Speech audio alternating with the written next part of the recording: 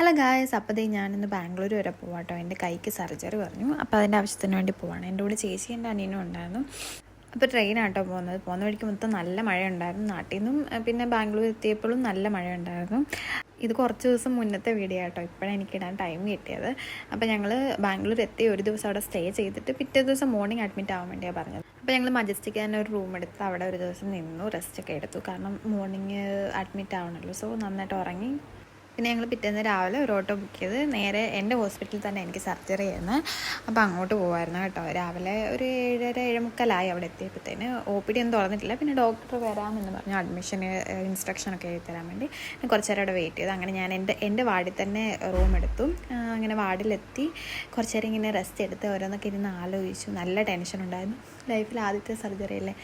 എനിക്ക് സർജറി 2 മണിക്കായിരുന്നു പറഞ്ഞത്. അങ്ങനെ പെട്ടെന്ന് തന്നെ 2 മണി എത്തി. ബ്ലഡ് ടെസ്റ്റൊക്കെ കഴിഞ്ഞു. എന്നെ കൊണ്ടുപോകാൻ വേണ്ടി റെഡിയാക്കി എടുത്തേക്കും. അങ്ങനെ ഞാൻ സർജറിയൊക്കെ കഴിഞ്ഞ് വന്ന് റൂമിലിരിക്കുന്ന അവസ്ഥയാണിത്.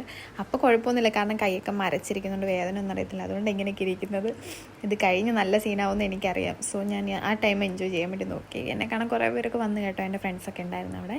അവരൊക്കെ വന്നു. എനിക്ക് കുറച്ച് ആശ്വാസം ഉണ്ടായിരുന്നു എല്ലാവരും കണ്ടപ്പോൾ. പിന്നെ എൻ്റെ വാർഡിൽ എല്ലാവരും ഭയങ്കര സ്നേഹമായിരുന്നു, ഭയങ്കര കെയർ ആയിരുന്നു. എൻ്റെ വാർഡായതുകൊണ്ട് എനിക്ക് അത്ര പേടിയൊന്നും ഇല്ലായിരുന്നു. എനിക്കൊരു സമാധാനമായിരുന്നു അവിടെ. അങ്ങനെ ഇവളൊക്കെ കാണാൻ വന്ന് ആകെ അലമ്പൊക്കെ ചുമ്മാ അവിടെ കിടന്നു ഭയങ്കര അലമ്പായിരുന്നു.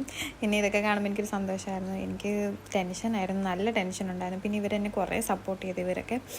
പിന്നെ കുറച്ച് നേരം വർത്താനൊക്കെ കഴിഞ്ഞ് അവരുടെ എൻ്റർടൈൻമെൻറ്റൊക്കെ കഴിഞ്ഞിട്ട് അവരങ്ങ് പോയി. പിന്നെ ഞാൻ ഫുഡൊക്കെ കഴിച്ച് കിടന്നുറങ്ങാനുള്ള പ്ലാനിലായിരുന്നു. അപ്പോൾ ഇത്രയുള്ള ബൈ ബൈ.